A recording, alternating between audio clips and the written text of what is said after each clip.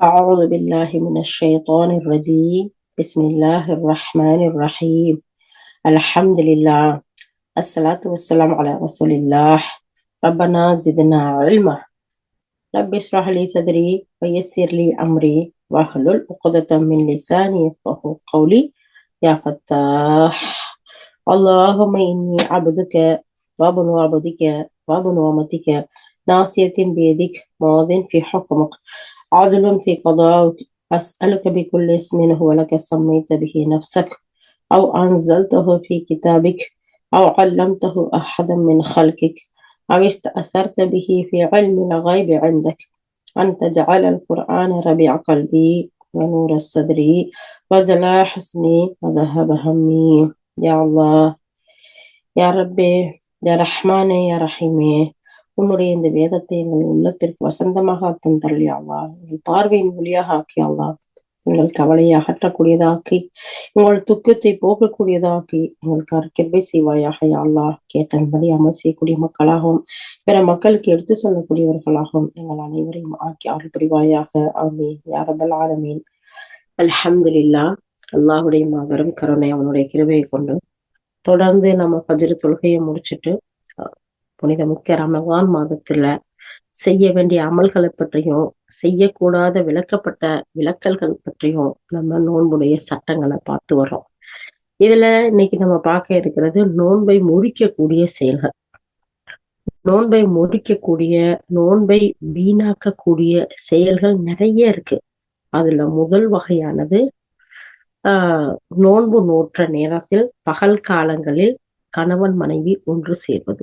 இது நோன்பை முறிக்கக்கூடியதா இருக்கு அப்படிங்கிறத நம்ம பாக்குறோம். அல்ஹம்துலில்லாஹ். அல்லாஹுடைய கருணையை கொண்டு, கிருபையை கொண்டு இதெல்லாம் நமக்கு தெளிவான சட்டங்கள். நம்ம எல்லாரும் நல்ல அழகான முறையில தெரிஞ்சு இருக்கிறோம். அது மட்டும் இல்லாம அடுத்து இதை பத்தின விஷயங்களை நேற்றே நம்ம பார்த்துட்டோம் அப்படிங்கிறதுனால நம்ம அப்படியே விட்டுட்டு ரெண்டாவது விஷயத்துக்கு போவோம். இரண்டாவதா ஒரு கணவன் மனைவி சேர்ந்து இருந்தா உடலுறவில் ஈடுபட்டா நோன்பு முறியும்.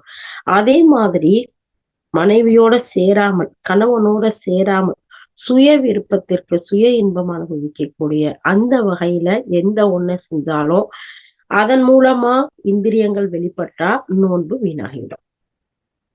அதே மாதிரி தன்னுடைய கணவனை அல்லது மனைவிய இச்சையோட அவங்க கட்டி அணைத்தாலோ இல்ல இச்சையை தூண்டக்கூடிய மற்ற ஏதாவது ஒரு செயல்கள் செய்தாலோ அதன் மூலம் ஏதாவது நஜீசுகள் வெளியாகிட்டா அப்பையும் நோன்பு முறிஞ்சிரும். அப்போ நோன்பு காலங்கள்ல இந்த மாதிரியான இச்சைகள்ல இருந்து நாம விலகி பாதுகாப்பா இருக்கணும்னு நமக்கு மார்க்கம் அழகான முறையில வழிகாட்டுது. அல்லாஹ்வுடைய தூதர் ஸல்லல்லாஹு அலைஹி வஸல்லம் சொல்றாங்க, ஆதமின் மகனுடைய, அதாவது மனிதனுடைய ஒவ்வொரு செயலுக்கும் 1க்கு 10 முதல் 700 மடங்கு வரை நன்மைகள் வழங்கப்படுகிறது. அல்லாஹ் சுப்ஹானஹு வ தஆலா கூறுகிறான், நோன்பை தவிர. ஏன் தெரியுமா?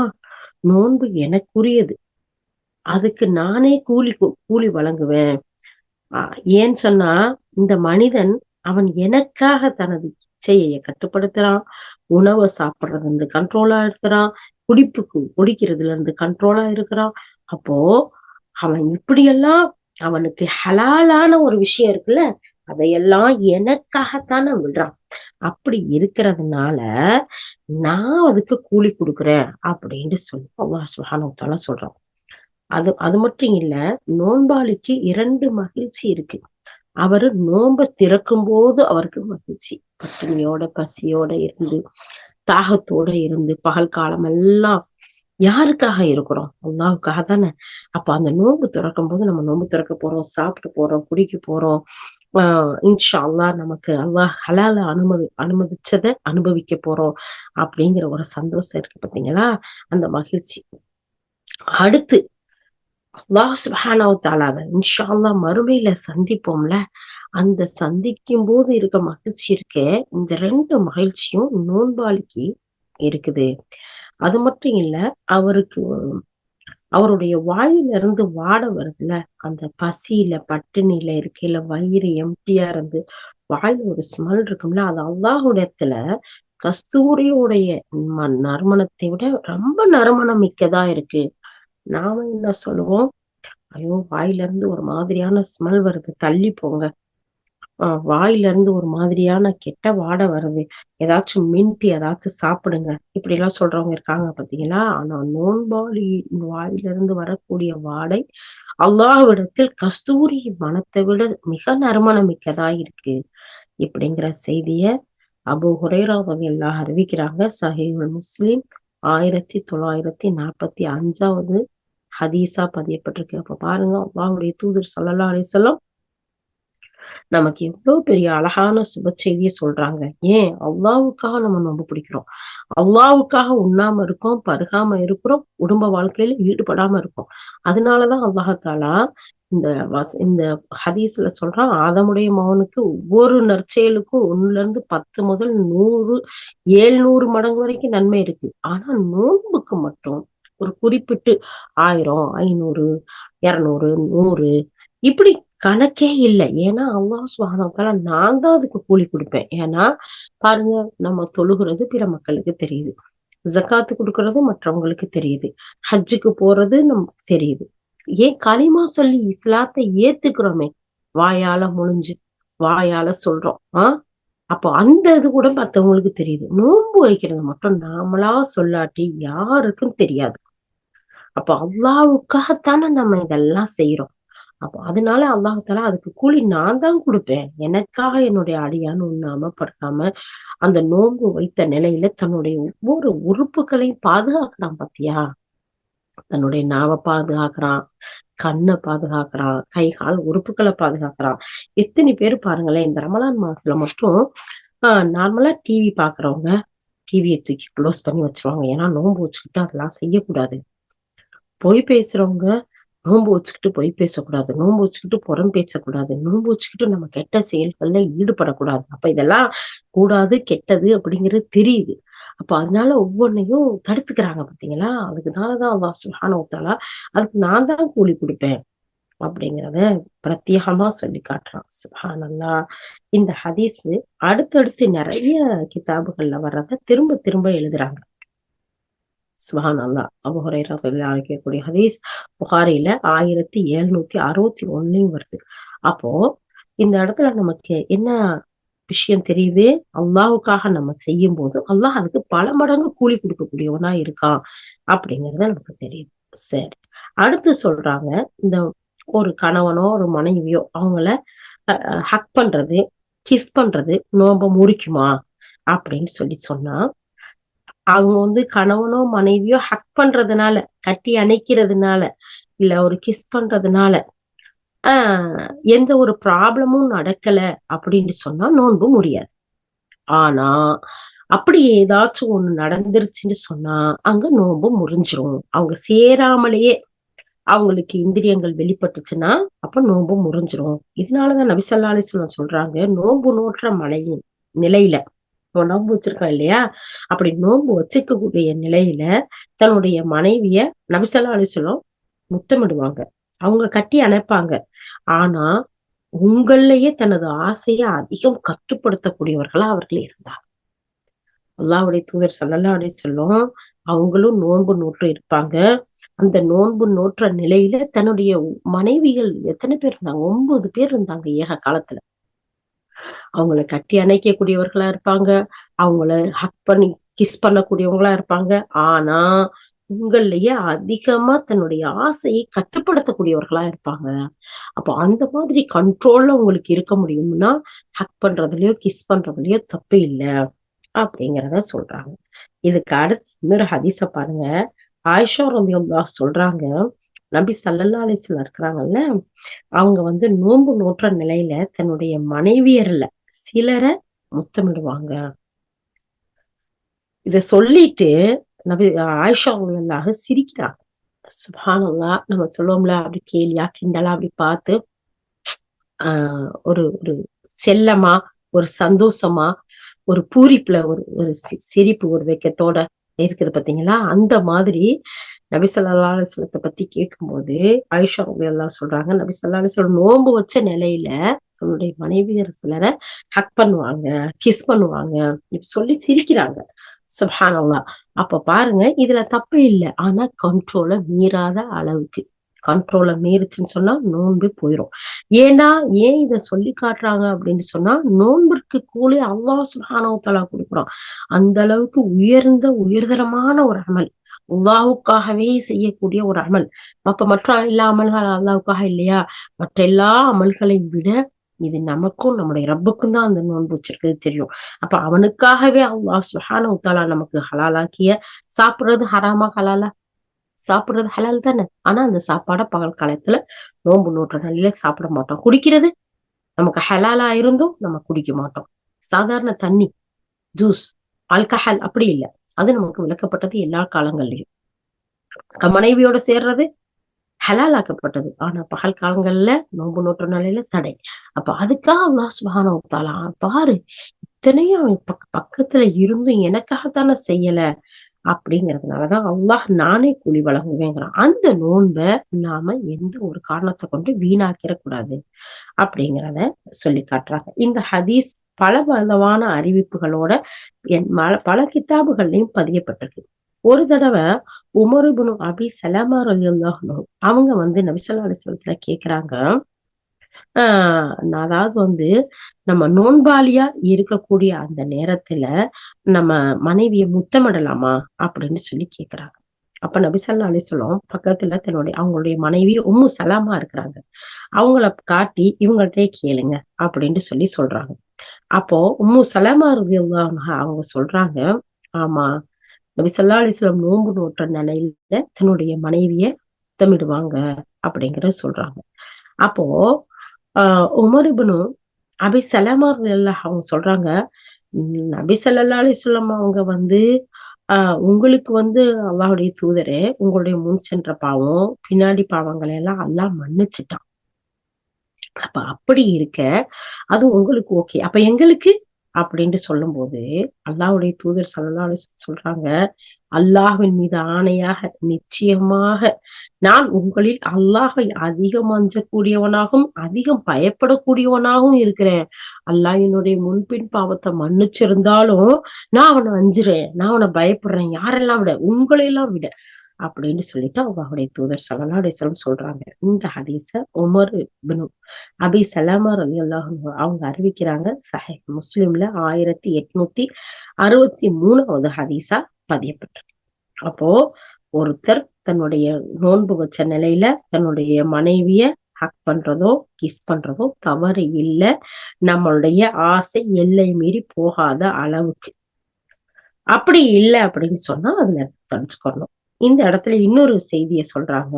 நோன்பு வைத்த ஒரு வாலிபர் அல்லாஹ்வுடைய தூதர் ஸல்லல்லாஹு அலைஹி வஸல்லம் தன்னுடைய மனைவியை கட்டி அணைக்கிறத பத்தி கேக்குறாங்க. அதுக்கு நபி ஸல்லல்லாஹு அலைஹி வஸல்லம் அவங்கள அந்த வாலிபரை பார்த்து சொல்றாங்க, நோ உங்களுக்கு அலௌடு இல்ல அப்படின்னு சொல்றாங்க.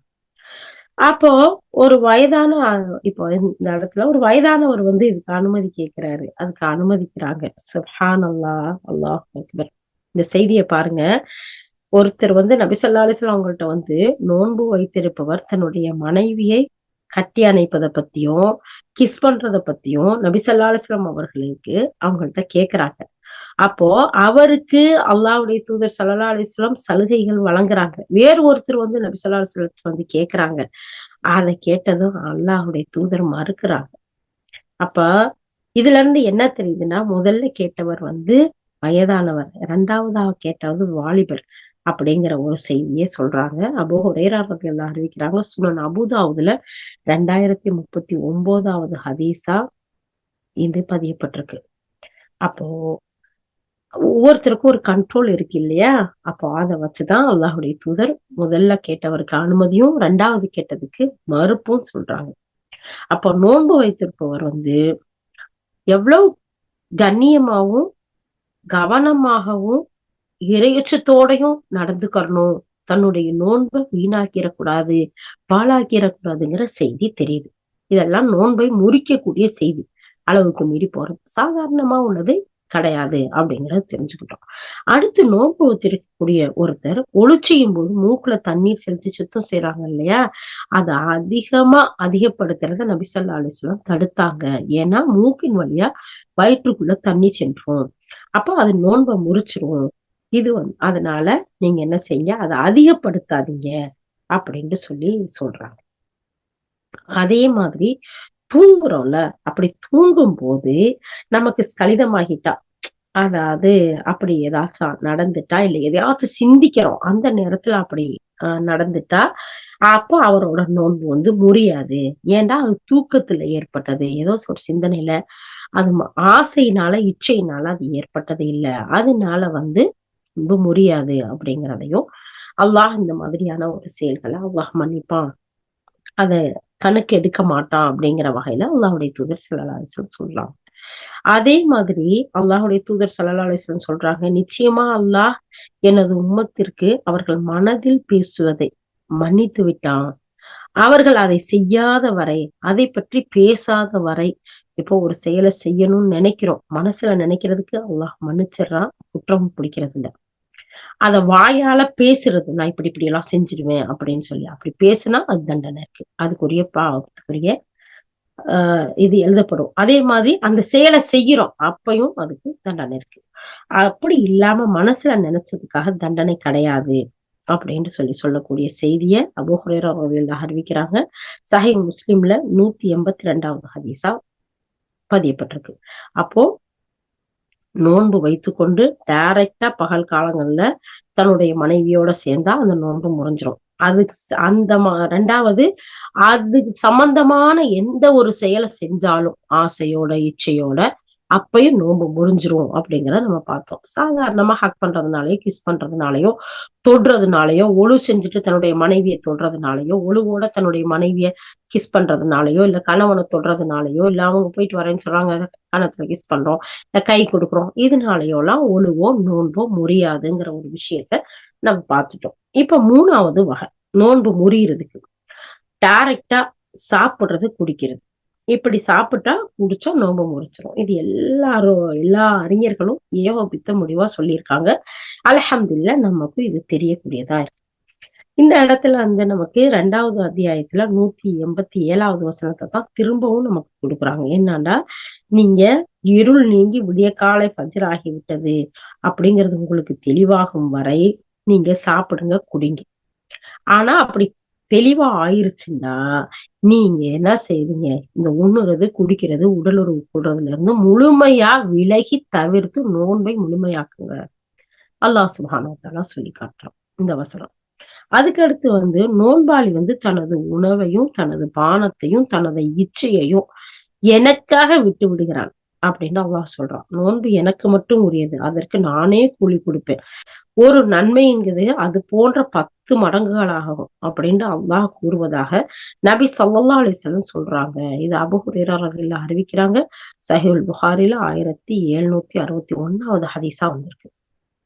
அப்போ உணவை உட்கொள்வதும், பானங்களை அருந்துவதும், இச்சைகளிலிருந்து இச்சைகள்ல ஈடுபடுவதும் நோன்பு காலத்துல, பகல் காலத்துல தடுக்கப்பட்டிருக்கு, இரவு காலங்கள்ல அல்ல. அப்ப இத நம்ம தெரிஞ்சுக்கிறோமா? அதே மாதிரி மூக்குல மருந்திட்டுறதையும், மூக்குக்கு மருந்து ஊத்துறோம்ல, சொட்டு மருந்து, அதையும், அந்த தண்ணீர் செலுத்துறதையும் உண்பதை போலவும் குடிப்பதை போலவும் தான், அதுவும் நோன்பை முறிச்சிரும் அப்படிங்கிற செய்தியையும் சொல்றாங்க. அல்லாஹ்வின் தூதரே ஸல்லல்லாஹு அலைஹி வஸல்லம், எனக்கு ஒழுவை பற்றி சொல்லுங்க அப்படின்ட்டு நான் கேட்டேன். அப்ப நபி ஸல்லல்லாஹு அலைஹி வஸல்லம் அவங்க சொன்னாங்க, ஒழுவை பூரணமாக செய், மூக்கில் தண்ணீர் செலுத்தி சுத்தம் செய்யும் போது அதிகம் செய், நீ நோன்பாளியாக இருந்தாலே தவிர. அதாவது நோன்பாளியா இல்லாத நேரத்துல செய். அப்ப நோன்பாளியா இருந்தா மூக்குல தண்ணி செலுத்தி சுத்தம் செய்யறது இருக்குல்ல, உள்ள போயிடாம பாத்துக்கோ, கவனமா செய் அப்படிங்கிறத இந்த இடத்துல அல்லாஹ்வுடைய தூதர் ஸல்லல்லாஹு அலைஹி வஸல்லம் சொல்றாங்க. அப்போ அதே மாதிரி நறுமணத்தை நுகர்றோம்ல, செண்டு, அத்தரு, அது உள்ள போறதுனால நோன்பு முறிஞ்சிடாது.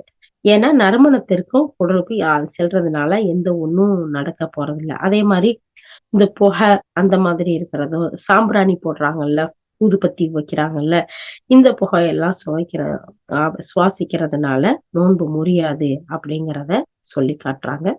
அதுக்கு மேல அல்லாஹ் சுப்ஹானஹு வ தஆலா அவனே அறிந்தவன் அப்படிங்கிறதையும் உஸ்தாத் இந்த இடத்துல சொல்றாங்க. 3 டைப் பார்த்துட்டோமா? 4வது வகை உண்பது அல்லது குடிப்பற நோக்கத்துல உள்ள செயல்கள்ல இந்த 2 வகையும் இந்த சாப்பிடுறது, குடிக்கிறது இருக்குல்ல, அதுல நம்ம 2 டைப்பா பிரிக்கலாம்ங்கிறாங்க. நோயாளிக்கு ரத்தம் ஏத்துறது, அவருக்கு அதிகமா ரத்தம் வெளியேறது, அவருக்கு ரத்தம் ஏற்ற வேண்டிய கட்டாயம் ஏற்பட்டு ரத்தம் ஏத்தப்பட்டால் அவருக்கு நோன்பு முறிஞ்சிடும். இப்போ ஒருத்தர் இருக்கிறாரு, நோன்பாளியா இருக்கிறாரு. ஆனா அவருக்கு ஏதோ ஒரு நோயின் காரணமா ரத்தம் ஏத்துறது மாதிரியான சந்தர்ப்பம் வருது. அப்ப ரத்தம் ஏத்துனா நோன்பு முறிஞ்சிரும். ஏண்டா உணவு இன்னும் குடிப்பின் நோக்கமே ரத்தம் தானே. சாப்பிடுறது குடிக்கிறது மூலமா ரத்தம் தானே உருவாகுது. அப்ப அதே மாதிரி ரத்தத்தை ஏத்துனாலும் நோன்பு முறிஞ்சிரும் அப்படிங்கிறத இங்க பாக்குறோம். அதே மாதிரி உணவு உண்பது இன்னும் குடிப்பது போன்றுதான் ரத்தம் ஏற்றுறது. அதனால உண்ணாமல் குடிக்காமல் இருப்பது மாதிரி உடல் பலகீனம் ஏற்பட்டு போறதுக்காக மரணம் சம்பவித்து விடுமோ அது போலதான் ரத்தமும், அது இல்லை என்றால் மரணம் சம்பவித்து விடும். அதாவது நம்ம சாப்பிடாம குடிக்காம இருந்தா நம்ம பலகீனம் ஏற்பட்டு மரணம் அடைகிறதுக்கு வாய்ப்பு இருக்கு பார்த்தீங்களா? அது மாதிரிதான் உடம்புல ரத்தம் இல்லாட்டியும் என்ன ஆயிருவாங்க, பலகீனம் அடைந்து மரணிச்சிருவாங்க. அது மாதிரிதான். அதனால உண்பது குடிப்பது எப்படி நோன்பை முறிக்குமோ அதே மாதிரி ரத்தம் ஏத்துவதும் நோன்பை முறிக்கும் அப்படிங்கிறத இந்த இடத்துல சொல்றாங்க. அப்புறம் ஊட்டச்சத்து அல்லாத ஊசி போட்டுக் கொள்றதுனால நோன்பு முறிந்து விடாது. சாதாரணமா இன்ஜெக்ஷன் போடுறோம்ல வலிக்கு, அதுக்கெல்லாம் அது நோன்பு புரியாது. ஆனா அந்த ஊசிய நரம்புகள்ல அந்த போடுறாங்கல்ல, அப்புறம் இந்த ட்ரிப்ஸ் எல்லாம் போடுறாங்கல்ல, அந்த மாதிரி போட்டா நோன்பு முறிஞ்சிரும் அப்படிங்கிறதையும் இந்த இடத்துல நம்ம பார்க்கலாம். அப்புறம் கண்ணுல காதுல சொட்டு மருந்து போடுறாங்கல்ல, அப்படி போடுறதுனால நோன்பு முறிஞ்சு விடாது. அதாவது கண்ணுக்கு காதுக்கு அந்த சொட்டு மருந்து போடுறதுல லைட்டா இருக்கும். ஆனா இதுல 2 கருத்து இருக்கு. ஒரு சில அறிஞர்கள் போடவே வேண்டாங்கிறாங்க. ஒரு சிலர் அந்த இது லேசா போறதெல்லாம் நோன்பு முடியாதுங்கிறாங்க. அல்லாஹ் அறிந்தவனா இருப்பான் இந்த இடத்துல. அதுக்கு அடுத்து சொல்றாங்க, ஆஸ்துமா நோய் உள்ளவர்கள் அந்த சுவாச சிரமத்தை போக்குறதுக்காக இன்ஹேலர் யூஸ் பண்ணுவாங்கல்ல, அது நோன்பை முறிக்காது அப்படின்னு சொல்றாங்க. இதுவும் அல்லாஹ் அறிந்தவனா இருக்கின்றான். சரியா? இந்த இடத்துல அல்லாஹ் சுப்ஹானஹு வ தஆலா சொல்லக்கூடிய ஒரு வசனத்தை எடுத்து சொல்றாங்க. வகத் ஃபஸ்ஸல லக்கும் மா ஹர்ரம அலைக்கும் இல்லா மா துரிர்தும் இலை. உங்கள் மீது அவன் தடுத்தவற்றை அவன் உங்களுக்கு விரிவாக விளக்கி உள்ளான். ஆனால் நீங்கள் இவற்றில் எந்த ஒன்றையாவது உண்பதற்கு அல்லது செய்வதற்கு நிர்பந்திக்கப்பட்டாலே தவிர. 6வது அத்தியாயம் 119வது வசனம். அப்போ இது மாதிரியான ஒரு ஸ்ப்ரே பயன்படுத்துறதுல தவறு இல்ல. இது ஒரு வகையான கேஸ் தானே. அப்படி இருக்கிறதுனால இதுல எந்த ஒரு இதுவும் ஏற்படாது அப்படிங்கிறத அறிஞர்கள் சொல்றாங்க. இதுகளை எல்லாம் நம்ம பார்க்கிறோம். இது 4 வகை. அதாவது உடல் உறவுல டைரக்டா ஈடுபடுறது, அது சம்பந்தமான விஷயங்களை செய்யறது, அதே மாதிரி டைரக்டா உங்குறது, குடிக்கிறது, நான் அதுக்கு அடுத்து ரத்தம் ஏத்துறது, இந்த மாதிரியான விஷயங்கள் நோன்பை முறிக்கும். அடுத்து 5வதா சொல்றாங்க, ஹிஜாமா மூலம் ரத்தம் எடுப்பது. ஹிஜாமா பண்றாங்கல்ல, ரத்தம் குத்தி எடுக்கக்கூடிய ஒரு சிகிச்சை முறை இருக்குல்ல, அப்ப அந்த மாதிரி எடுக்கிறது நோன்பை முறிச்சிரும் அப்படிங்கிறாங்க. சத்தாத் இப்னு அவுஸ் ரலியல்லாஹு அன்ஹு அவங்க நபி ஸல்லல்லாஹு அலைஹி வஸல்லம் அவங்களோட பக்கீல நடந்து போய்கிட்டு இருக்கக்கூடிய நேரத்துல ரமலான் மாதத்தில் 18 நாட்கள் முடிந்திருந்த நிலையில ஒருவர் ஹிஜாமா ரத்தம் குத்தி எடுத்து கொண்டிருந்தார். அப்போ நபி ஸல்லல்லாஹு அலைஹி வஸல்லம் அவங்க சொன்னாங்க, ரத்தம் குத்தி எடுத்தவரும் யாரிடம் எடுக்கப்பட்டதோ அவரும் நோன்பை முடித்து விட்டுவேன் அப்படின்னு சொன்னாங்க. ஷத்தாத் இப்னு அவுஸ் ரலியல்லாஹு அறிவிக்கிறாங்க. சுனன் அபூதாவுதுல 1671வது ஹதீஸா பதியப்பட்டிருக்கு. அப்ப ஹிஜாமான்னு சொல்லக்கூடிய அந்த ட்ரீட்மெண்ட் செய்யும் போது அந்த ரத்தம் குத்தி எடுப்பவரும் யாரிடம் எடுக்கப்பட்டதோ அவரும் நோன்பு முறிஞ்சிருச்சுன்னு சொல்றாங்க. அல்லாஹ் அறிந்தவனா இருக்கான். சஃப்வான் ரலியல்லாஹு அறிவிக்கக்கூடிய இந்த செய்தி சுனன் அபூதாவுதுல பதியப்பட்டிருக்கு. 2023வது ஹதீஸா. அப்போ அதுல இருந்தும் நோன்பு வச்சிருக்கவங்க இந்த ஹிஜாமா செய்யக்கூடாது. ரத்தம் குத்தி எடுக்கக்கூடிய அந்த ட்ரீட்மெண்ட் சிகிச்சை முறை செய்யக்கூடாது எப்ப நோன்பு வச்சிருக்க நிலையில. அதுக்கடுத்து 6வது வாந்தி எடுக்கிறது. வேணும்னே தானா வாந்திய வரவழைத்து நோன்பை, அதாவது வாந்தி எடுக்கிறது நோன்பை முறிச்சிரும் அப்படிங்கிறாங்க. நபி ஸல்லல்லாஹு அலைஹி வஸல்லம் சொல்றாங்க, யாருக்கு வாந்தி தானா வந்ததோ அது அவருடைய நோன்பை கலா செய்ய அவசியம் இல்லை. யார் வேண்டுமென்றே வாந்தி எடுப்பாரோ அவர் நோன்பை கலா செய்யட்டும். அதுவா வாந்திட்டு வந்துருச்சுன்னா, ஆனா ஒரு சிலர் வாந்தி வந்து ஐயோ நம்ம நோன்பு முறிஞ்சிருமேன்ட்டு அப்படி வந்தத முழுங்குவாங்க. அப்பயும் நோன்பு முறிஞ்சிரும். மேல தொண்டைக்கு மேல வந்துருச்சுன்னா அத துப்பிடணும். துப்பிட்டு வாய் கொப்பளிச்சுக்கலாம். அப்ப நோன்பு முடியாது. வந்தத மேல வரைக்கும் வந்ததுக்கு பின்னாடி முழுங்குனா, அப்பயும் நோன்பு முறிஞ்சிரும். தானா வாந்தி வந்து வாந்தி எடுத்துட்டா நோன்பு முறியாது. ஆனா வேணுமென்றே வாந்தி எடுத்தா நோன்பு முறியுங்கிறத இங்க நபி ஸல்லல்லாஹு அலைஹி வஸல்லம் சொல்றாங்க. நபி ஸல்லல்லாஹு அலைஹி வஸல்லம் சொன்னாங்க, யாருக்கு வாந்தி தானா வந்ததோ அவர் மீது நோன்பை கலா செய்ய அவசியம் இல்லை. யார் வேண்டுமென்றே வாந்தி எடுப்பாரோ அவர் நோன்பை கலா செய்யட்டும். இது ஜாமிஉ திர்மிதில 653வது ஹதீஸா இருக்கு. முதல்ல சொன்னது இப்னு மாஜாவுல 1666வது ஹதீஸ். சோ 2 சேம் ஹதீஸ் தான். சோ இப்படி இருக்கிறதுனால இப்ப நம்ம என்ன செய்யணும்? தானா வாந்தி வந்தா அத பத்தி நோன்பு புரியாதுங்கிறதையும், நாமளா வரவழைச்சு ஏதாச்சும் செஞ்சா, இல்ல வந்தத முழுங்குனா நோன்பு முறிஞ்சிரும். அதுக்கு கலா செய்யணும் அப்படிங்கிறதையும் நம்ம பார்ப்போம். அதுக்கு அடுத்து இஸ்லாம விட்டு வெளியேறது. ஒருத்தர் நோன்பு புடிச்சிருக்கிறார். முஸ்லீமா இருந்தா தானே நம்ம நோன்பே வைப்போம். முஸ்லீம்க்கு தானே நோன்பு கடமை. அப்படி நோன்பு வச்ச நிலையில அவர் இஸ்லாத்த விட்டு வெளியே போயிட்டாரு. இஸ்லாத்துல இல்லாம முர்த்ததா ஆயிட்டாரு. காஃபிரா மாறிட்டாரு அப்படின்னா அவருடைய நோன்பும் முறிஞ்சிரும். சுப்ஹானல்லாஹ், சுப்ஹானல்லாஹ். பாத்தீங்களா? எப்பேர்ப்பட்ட சிறந்து ஒருவர் வந்து தனது சொல்லால் அல்லது செயலால் அல்லது நம்பிக்கையால் அல்லது சந்தேகத்தால் இஸ்லாமை விட்டு வெளியேறிவிட்டால், இஸ்லாமில் இருந்து வெளியேறி விடக்கூடிய ஷஹாதாவை முறிக்கக்கூடிய ஒரு செயலை செய்துவிட்டால் அவருடைய நோன்பு முறிந்துவிடும். நோன்பு மட்டுமல்ல, அவரின் எல்லா நல்ல அமல்களும் வீணாகிவிடும். அல்லாஹ் சுப்ஹானஹு வ தஆலா கூறுகிறான், லஇன் அஷ்ரக்த லயஹ்பதன்ன அமலுக. நீர் இணை வைத்தால் உமது அமல்கள் நிச்சயமாக வீணாகிவிடும். 39வது அத்தியாயத்துல 65வது வசனம். அறிஞர் இப்னு குஸாமா ரலியல்லாஹு அன்ஹு சொல்றாங்க, நோன்பு வைத்திருக்க நேரத்துல ஒருத்தர் முர்த்ததாகிட்டா, அதாவது மதம் மாறிவிட்டா அவரோட நோன்பு வீணாகி விடும் அப்படிங்கிறதுல கல்வியாளர்களுக்கு மத்தியில கருத்து வேற்றுமை இருப்பதா நான் தெரியல. எல்லாரும் ஏகோபித்த முடிவா நோன்பு முறிஞ்சிருங்கிறாங்க.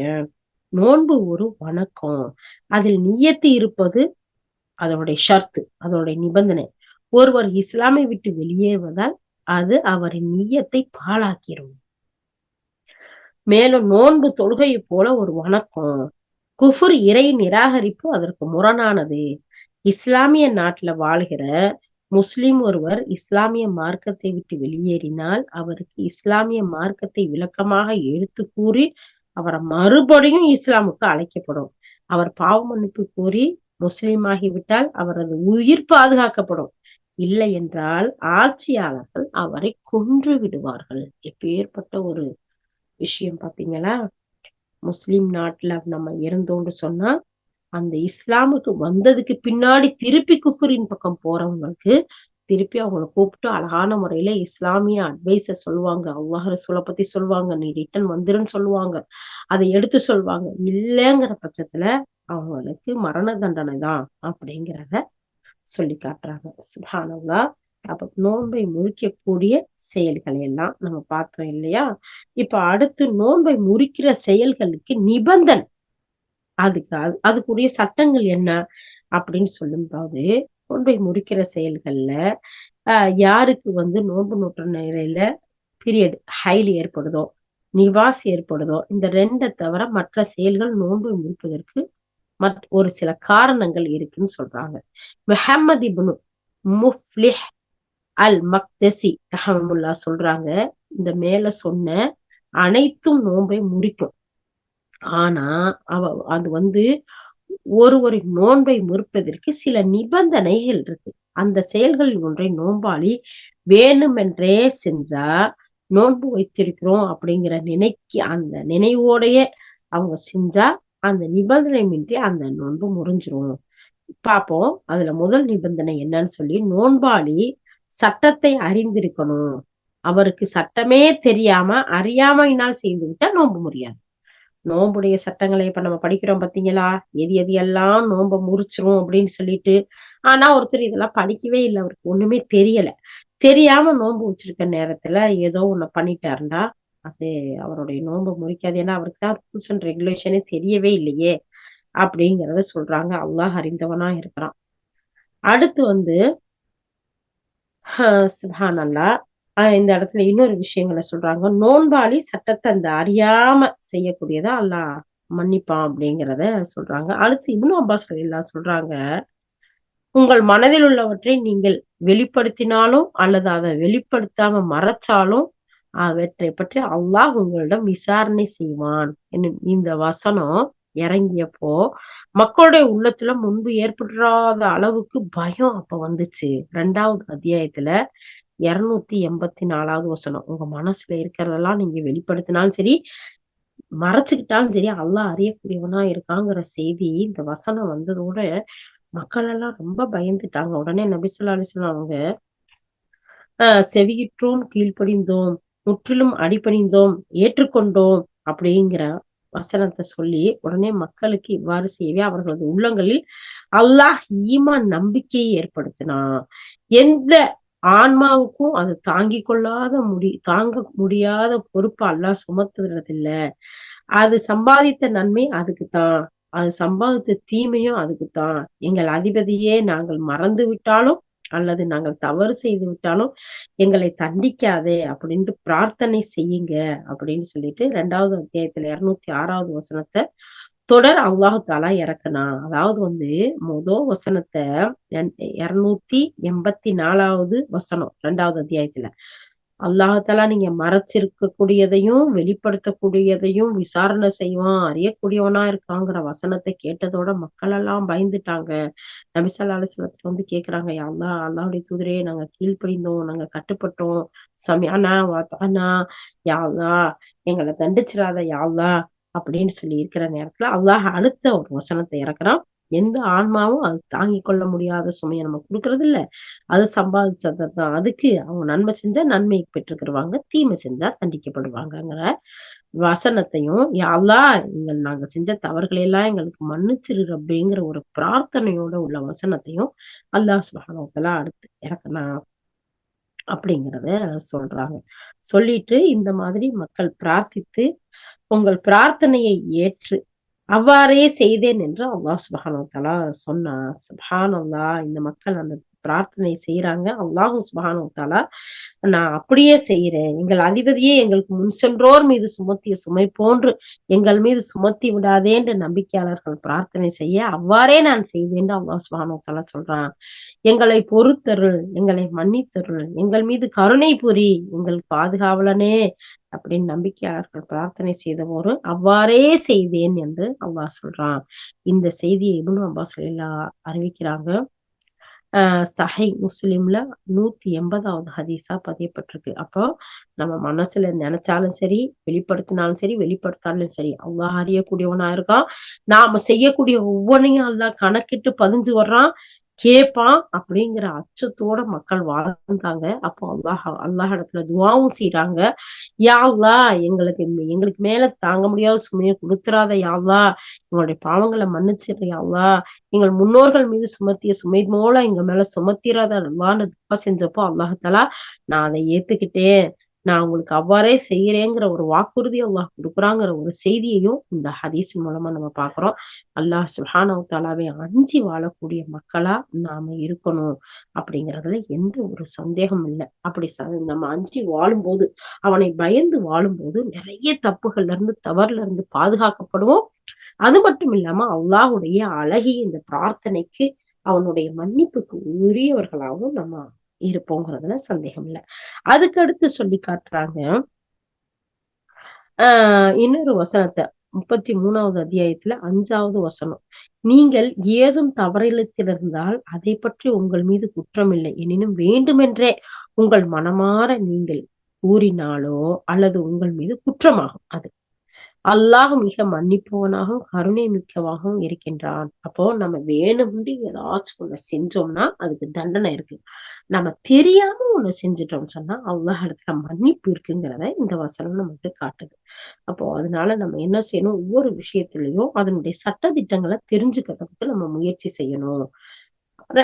இது முதல் காரணம். 2வது தான் நோன்பு வைத்திருக்கிறோம் அப்படிங்கிற ஞாபகம் இருக்கிறதோட நோன்புக்கு முரணான காரியத்தை செய்யறது ஒருத்தருடைய நோன்பை முறிச்சிடும்.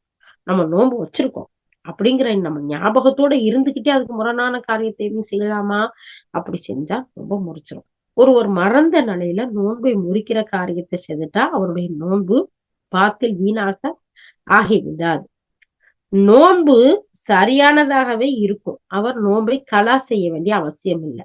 ஒரு எக்ஸாம்பிள், நோன்பு வச்சிருக்கிறாங்க, மறந்துட்டு குடிச்சிட்டாங்க, மறந்துட்டு சாப்பிட்டாங்க. அவங்களுடைய நோன்பு முறியுமா?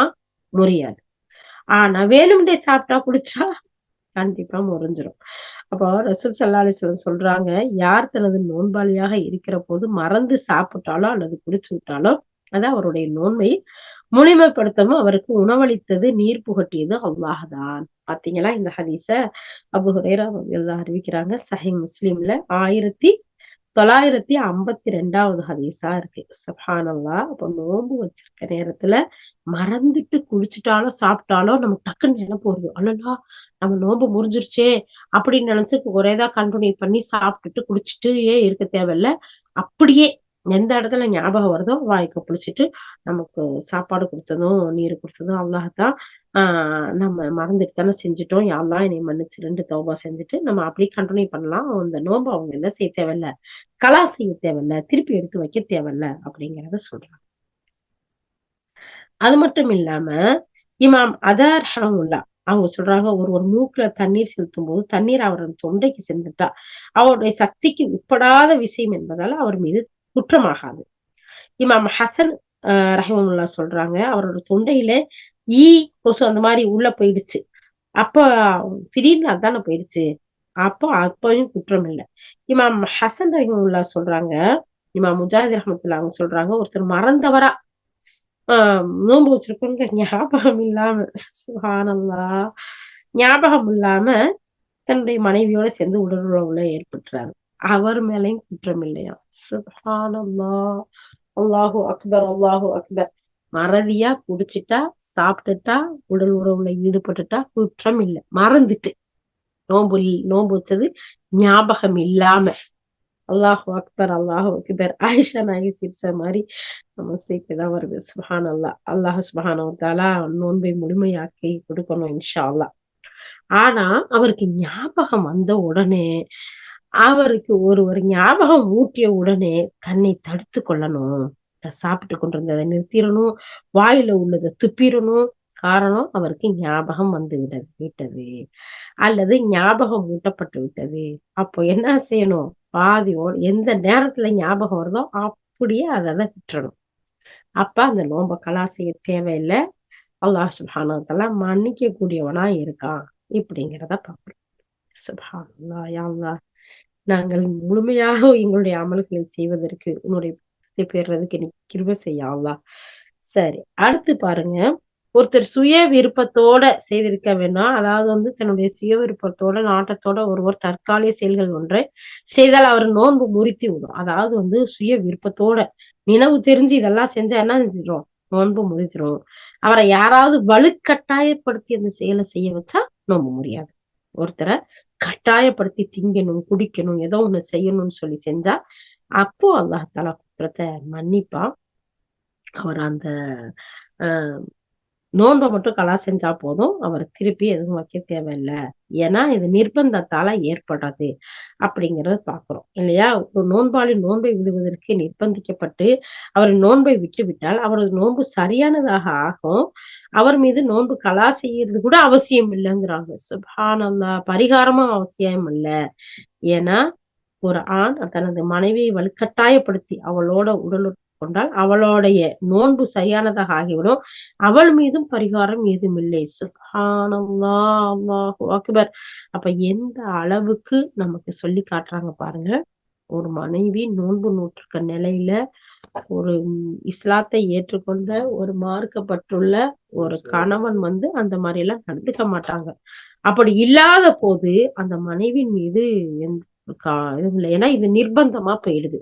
அப்போ அல்லாஹ் சுப்ஹானஹு வ தஆலா மன்னிக்க கூடியவனா இருக்கிறான் அப்படிங்கிறதையும் பார்க்கிறோம். சுப்ஹானல்லாஹ். அப்போ நோன்புல முறிக்கக்கூடிய விஷயங்கள் எதெல்லாம் முறிக்கக்கூடியது, எதெல்லாம் மன்னிக்க கூடியது அப்படிங்கிற செயல்களை பார்த்துட்டோமா? அல்ஹம்துலில்லாஹ். அடுத்து நோன்புல தடுக்கப்பட்ட செயல்கள் என்ன? நோன்பை வச்சுக்கிட்டு எதையெல்லாம் செய்ய தடை செய்யப்பட்டது அப்படிங்கிறத இன்ஷா அல்லாஹ் நாளைக்கு பார்ப்போம். யா அல்லாஹ், இந்த நோன்புடைய சட்டங்களை நாங்க முழுமையாக அறிந்து, யா அல்லாஹ், நீ நோன்புக்கு கூலி நானே தர்றேன்னு சொல்றியே, அந்த நீ கொடுக்கக்கூடிய இந்த கூலிய நாங்கள் அப்படியே உள்ளமாற மகிழ்ச்சியோட சந்தோஷத்தோட வாங்கக்கூடிய மக்களாக எங்கள் ஒவ்வொருவரையும் ஆக்கி வை யா அல்லாஹ். யா அல்லாஹ், வரக்கூடிய ரமலானில் நாங்கள் ஒவ்வொருவரும் ஆரோக்கியத்தோடும் தக்குவாவோடும் இஹ்லாசோடும் அமல் செய்யக்கூடியவர்களாக எங்களை ஆக்கி வை யா அல்லாஹ். யா அல்லாஹ், எங்கள் அனைவருக்கும் உன்னுடைய பொருத்தத்தையும் உன்னுடைய அல்லாங்கிற அந்த சந்திப்பையும் நீ தந்துருவாயாக யா அல்லாஹ். யா ரப்பே யா ரஹ்மானே, நாங்கள் முன்னேற்பாடாக யா அல்லாஹ் நாங்கள் தயாரிப்பு செய்கின்றோம் யா அல்லாஹ். இந்த நோன்புடைய சட்டங்களை தெரிஞ்சுக்கிறதுலயும், நோன்பை பத்தி புரிஞ்சுக்கிறதுலயும், அந்த ரமலானை எதிர்பார்த்து காத்து ஆசையோடு ஆவலோடு எதிர்பார்த்து இருக்கின்றோம் யா அல்லாஹ். எங்கள் ஒவ்வொருவருக்கும் யா அல்லாஹ் ஆரோக்கியத்தை தந்து, உடல் ஆரோக்கியத்தை தந்து, யா அல்லாஹ் அதற்கான வசதிகளை தந்து, யா அல்லாஹ் நோன்பு பிடிக்காதவர்களுக்கும் அதனுடைய அழகிய செய்திகளை சொல்லி அழகான முறையில் நோன்பு பிடிக்கக்கூடிய மக்களாக எங்கள் ஒவ்வொருவரையும் ஆக்கி அருள் புரிவாயாக. வாஹிரு தஅவானா அல்ஹம்துலில்லாஹி ரப்பில் ஆலமீன். சுப்ஹானல்லாஹி பிஹம்திஹி, சுப்ஹானக அல்லாஹும்ம பிஹம்திக, நஷ்ஹது அன் லா இலாஹ இல்லா அன்த, நஸ்தக்ஃபிருக வ நத்தூபு இலைக். சுப்ஹான ரப்பிக ரப்பில் இஸ்ஸத்தி அம்மா யசிஃபூன், வஸ்ஸலாமுன் அலல் முர்ஸலீன், வல்ஹம்துலில்லாஹி ரப்பில் ஆலமீன். அஸ்ஸலாமு அலைக்கும் வரஹ்மத்துல்லாஹி வபரகாத்துஹு.